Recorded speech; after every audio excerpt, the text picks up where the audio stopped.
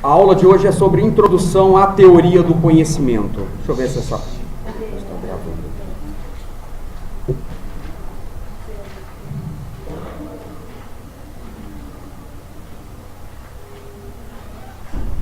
Teoria do conhecimento faz parte do eixo temático de epistemologia.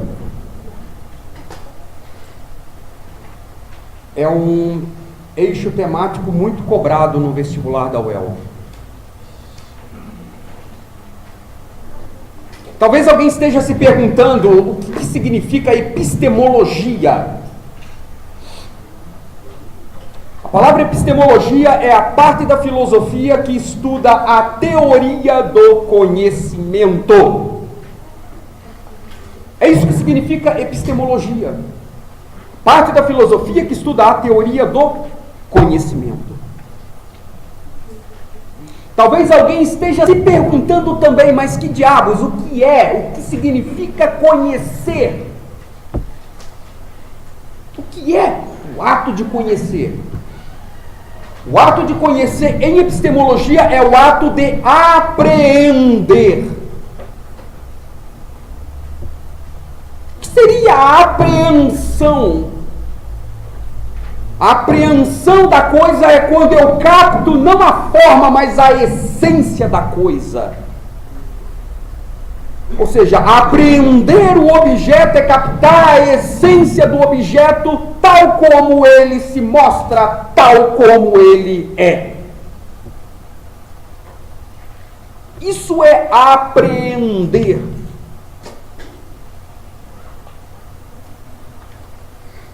A questão, quando nós falamos em epistemologia, ela tem um objeto de estudo.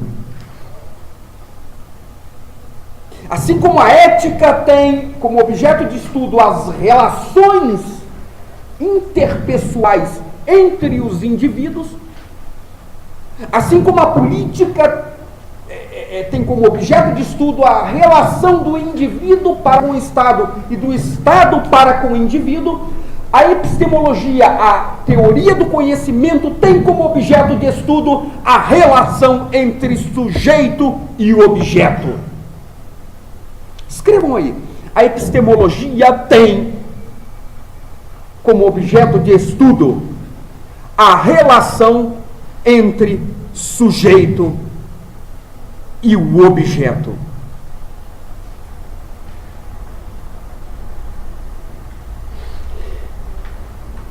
Quem é o sujeito? O sujeito é o sujeito conhecedor. Se o sujeito é o sujeito conhecedor e o objeto é o objeto conhecido. Percebe que nós temos aí uma relação entre sujeito conhecedor e objeto conhecido.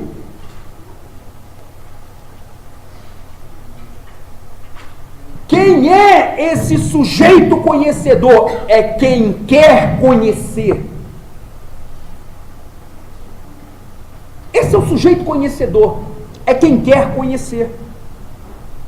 Se por um lado o sujeito conhecedor é quem quer conhecer, por outro lado o objeto a ser conhecido é o que se dá a conhecer.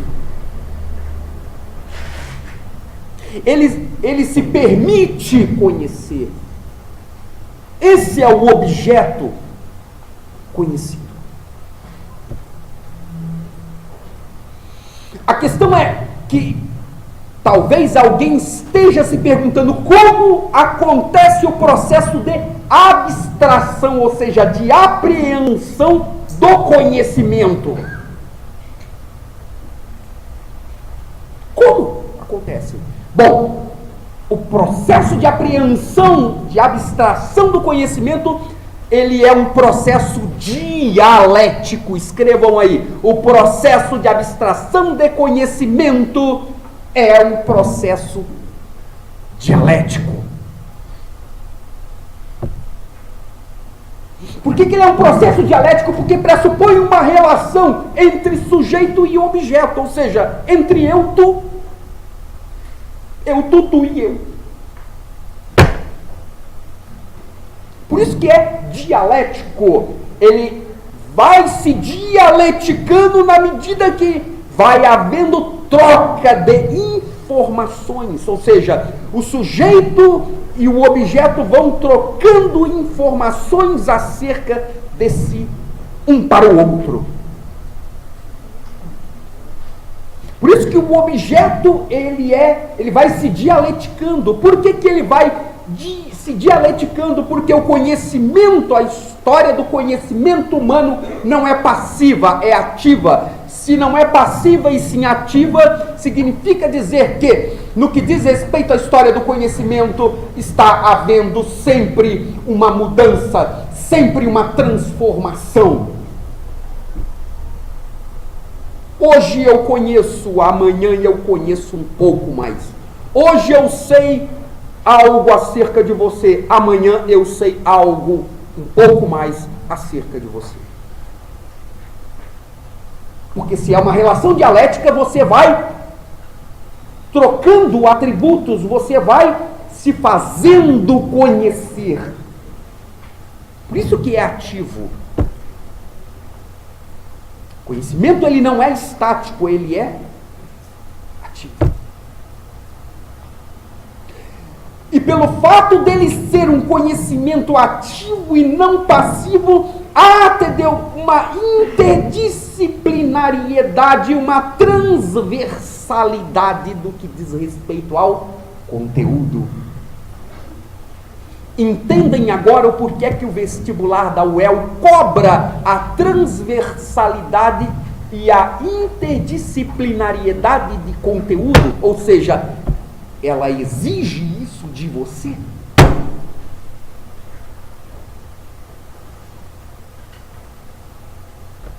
Porque você é um ser social, e como ser social, como ser que está engajado na sociedade, você tem acesso a todos e quaisquer tipos de conhecimentos, sob todos os aspectos da existência humana. Ainda que as minhas informações, ainda que os meus conhecimentos, eles partam da experiência, ainda que eles partam de uma experiência, não a partir do método indutivo experimental, mas a partir de uma experiência metafísica, ele ainda constitui-se num conhecimento. Por quê? Porque há uma relação entre você e o homem lá em cima. Há uma relação entre você e o Supremo Arquiteto do Universo.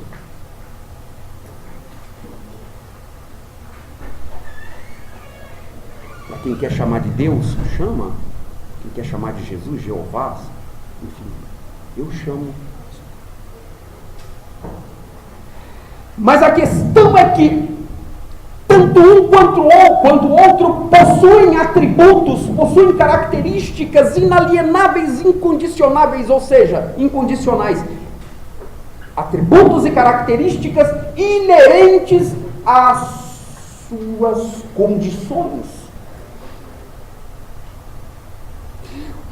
Qual é o atributo do sujeito conhecedor? Qual é o atributo do sujeito conhecedor?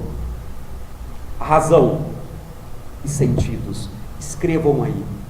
Os atributos do sujeito conhecedor é a razão e os sentidos.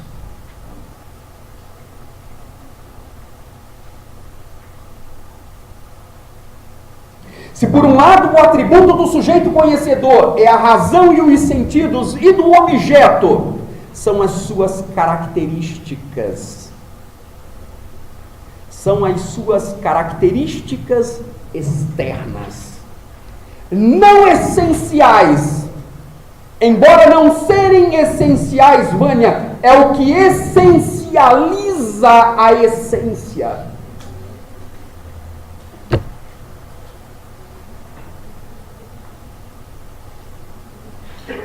O que eu estou querendo dizer com isso? Que a coisa em si, ela só é o que é graças ao quê? Aos seus acidentes, ou seja, as suas características externas, não essenciais, mas é o que essencializa, ou seja, é o que dá dinamicidade à coisa em si. é o que dá o caráter distintivo, ou seja, é o que distingue aquele objeto específico dos demais objetos. Esses são os atributos do objeto a ser conhecido. Como eu disse, há uma relação dialética entre sujeito e objeto. Há uma relação dialética. O sujeito se posiciona à frente do objeto. Ele se coloca à frente do objeto. Ele quer conhecer esse objeto. Por quê? Porque desde o seu estado primitivo, ou seja, desde a pré-história, desde os primórdios da civilização humana, o homem quer conhecer. O homem é desejoso pelo conhecimento. Ele quer conhecer o objeto. E é justamente na ânsia de conhecer o objeto é que nasce a filosofia. A filosofia nasce enquanto teoria do conhecimento, enquanto epistemologia, a partir do quê? Dessa relação entre sujeito e objeto.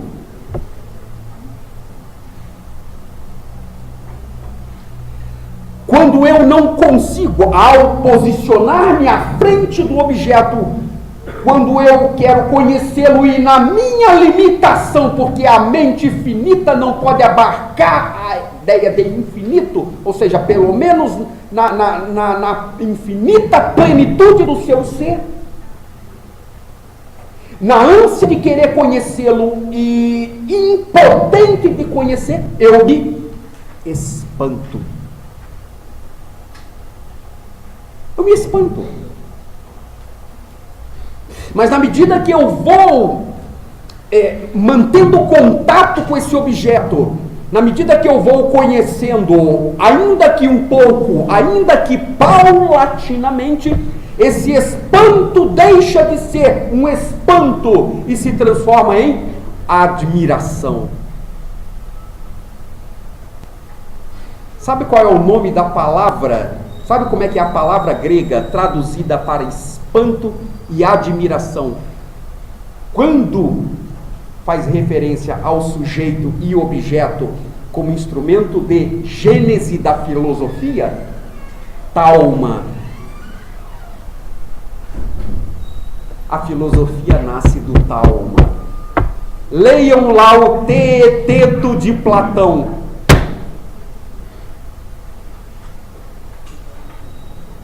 Leiam o Teeteto de Platão. É uma obra. É lá que ele vai falar do talma. Leiam outra obra, né? O título da obra é O Nascimento da Filosofia. Escrevam aí. O Nascimento da Filosofia. O nome do autor é Giorgio Colli, com 2 L's. Giorgio, em italiano, Jorge Colli. Por que eu estou sugerindo essa obra para vocês? Porque ela é cobrada como bibliografia, como referencial teórico.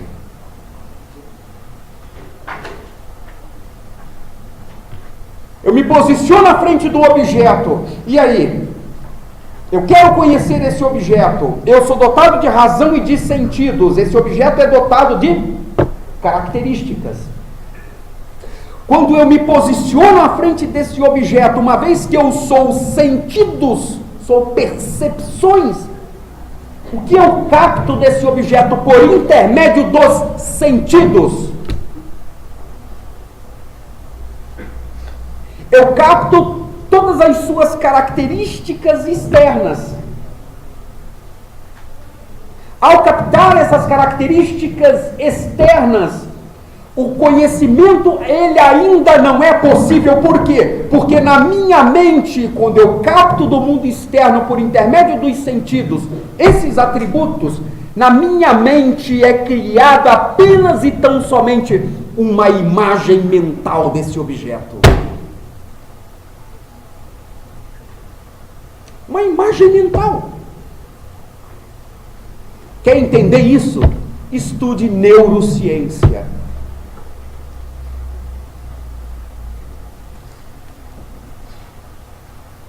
E aí? Essas imagens, elas estão desorganizadas. Como eu disse, é apenas e tão somente uma imagem mental. Estão desorganizadas. Como eu não sou apenas sentidos e sou razão, compete o que? A razão organizar, logificar, sistematizar esses dados que estão desorganizados aqui na minha mente. Ou seja, compete a razão organizar essa imagem mental.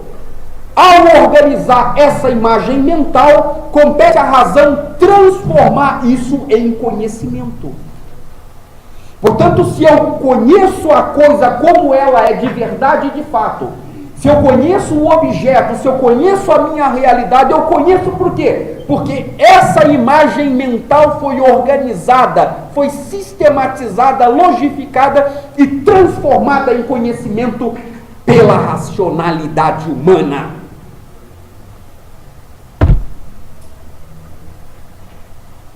Perguntas?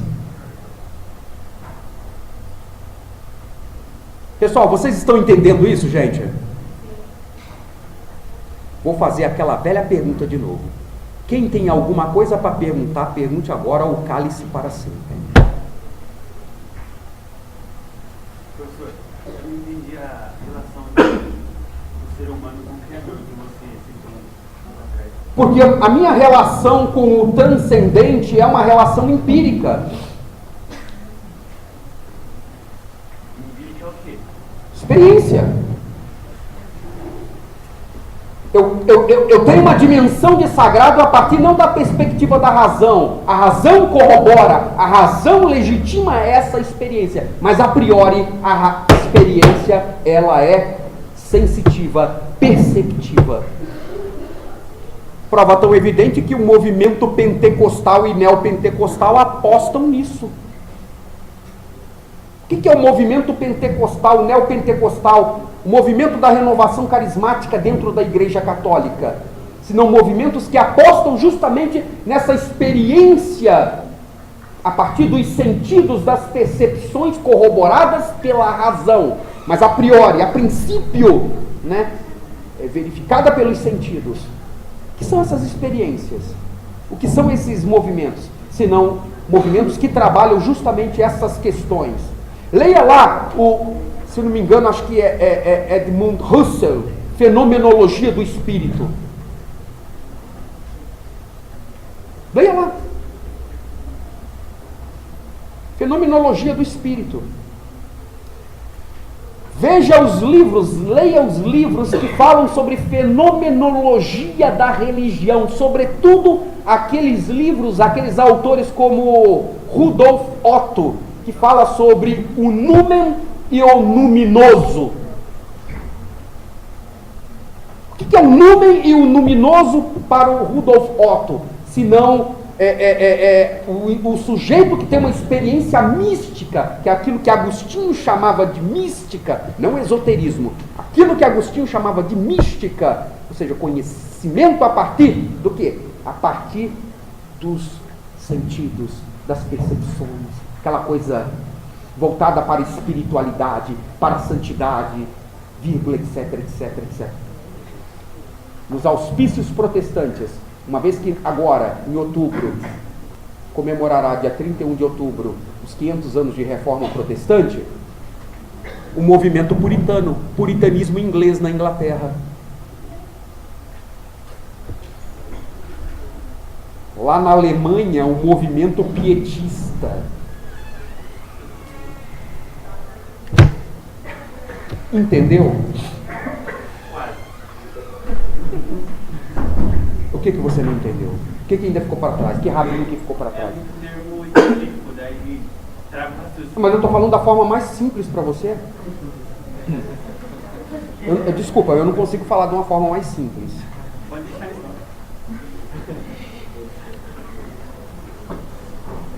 Eu não consigo, desculpa, eu não consigo. É a forma mais simples. Eu procuro passar para vocês o conhecimento da forma mais simples. E outra, vocês têm que adequar-se a determinados vocabulários. Por quê? Porque esses vocabulários específicos, eles aparecem nos fragmentos. meu conhecimento autêntico. Oi? Ele é adquirido, tipo, pelo mundo entendido. Você falou da razão. Sim, conhecimento autêntico. O conhecimento racional. É quando ele é transformado, né? Quando ele, melhor dizendo, ele é sistematizado, logificado, organizado. Quando ele passa por todos esses artifícios, né? Aí nós temos um conhecimento como a coisa é de verdade e de fato. Por quê? Porque a razão agora está legitimando isso. A razão transformou essa imagem mental em conhecimento. Diga, Vaninha do meu coração. Senta aqui, Vaninha, do meu lado, vai. Aqui, ó, faz a pergunta aqui, ó. Faz. Gente, vocês vêem só? Posso falar? Pode, Vânia, pode. Vai. Pode dizer sobre a transformação de ideias, pessoas. Eu não entendi o que você falou, Vânia. Repete para mim de novo. Mudança de ideias, é isso? Mas em que medida que você quer? O movimento de cada um deles. Hã? Desenvolvimento de cada um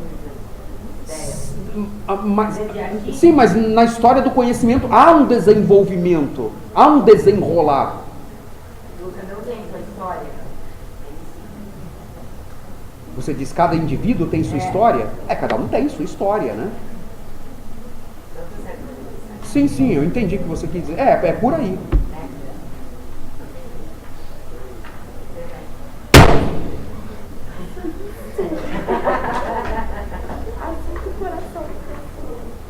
Quer matar a mamãe, né? Pessoal, por que eu estou citando tudo isso? Eu falei sobre a essência tanto do empirismo quanto do racionalismo.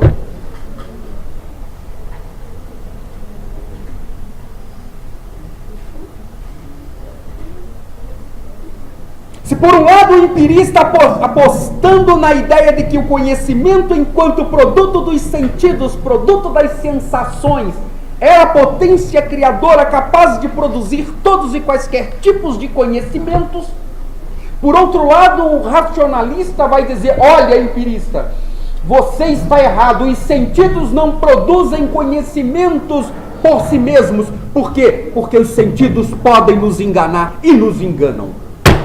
Ao contrário, a racionalidade, ela não engana. A racionalidade é que produz conhecimento. Por quê? Porque é a racionalidade que é a causa da existência humana. E aí nós vamos ver quem? Descartes, com o cogito cartesiano. A questão é que tanto o empirismo quanto o racionalismo, e eu trouxe isso à tona, por quê? Porque isso quase produziu um racha na história da filosofia na Idade Moderna.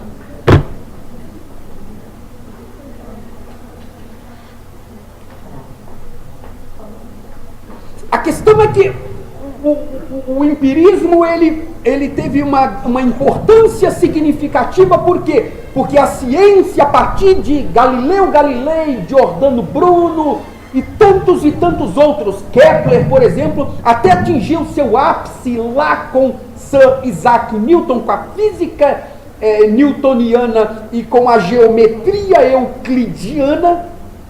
Quando a ciência atinge o seu apogeu, lá ela atingirá por quê? Por causa do empirismo, sobretudo do método indutivo experimental,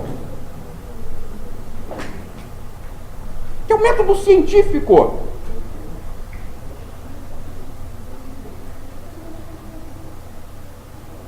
E o método indutivo experimental, ao contrário do dedutivo, não é aquele que parte de uma ideia universal para o particular. Ao contrário, é aquele que parte de uma ideia particular para a universalização da coisa.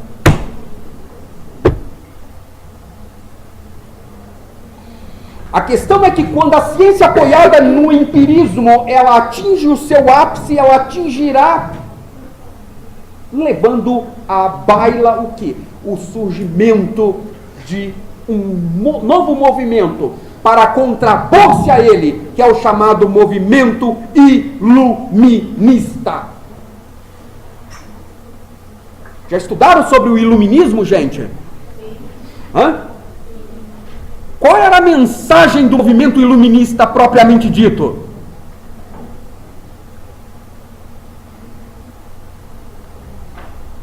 Não é a razão sobrepujando? Não é a racionalidade enquanto potência criadora capaz de produzir todos e quaisquer tipos de conhecimentos?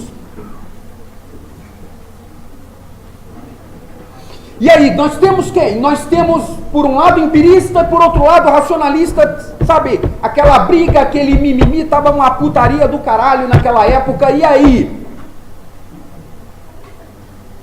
E aí, para apaziguar toda aquela briga, apaziguar, colocar uma tampa, acabar com toda aquela putaria que estava acontecendo naquele período, que estava levando a um racha na história da filosofia, Kant.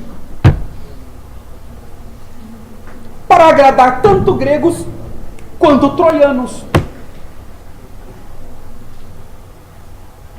Surge o Kant. Ele sintetiza essas duas posições. Juízo analítico, juízo sintético e juízo sintético a priori. É aquilo que o Kant vai chamar de, e que alguns devem ter no livro de vocês, aí, ou já deve ter lido em algum lugar, enfim, sei lá. Conhecimento a posteriori e o a priori.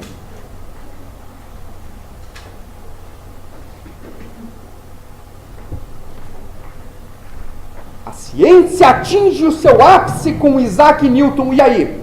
Quando ela atinge o seu ápice com Isaac Newton, e a reboque desse ápice surge um movimento iluminista para contrapor-se a essa ciência, para questionar os dados fornecidos pela ciência, principalmente acerca do princípio da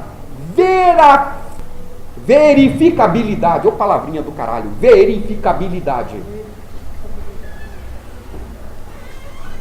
Mais tarde, um pouquinho depois, surge o Círculo de Viena, Karl Popper e Thomas Kuhn. Sobretudo, Karl Popper, fundamentado na ideia de positivismo científico, ele vai contestar justamente essa ideia ou esses princípios defendidos pela ciência tradicional. Sobretudo o da verificabilidade das hipóteses. Pergunta, gente? Ficou claro isso? Isso é um mapa geral, tá? Do fundamento do conhecimento humano. É um mapa geral do fundamento tanto do empirismo quanto do racionalismo. Tanto um quanto o outro partem dos mesmos construtos, dos mesmos arquétipos, que é essa relação dialética eu-tu, ou seja, entre sujeito e objeto. E com isso eu termino a minha aula. Muito obrigado e até sábado, 2 horas da tarde. Tchau, tchau, gente.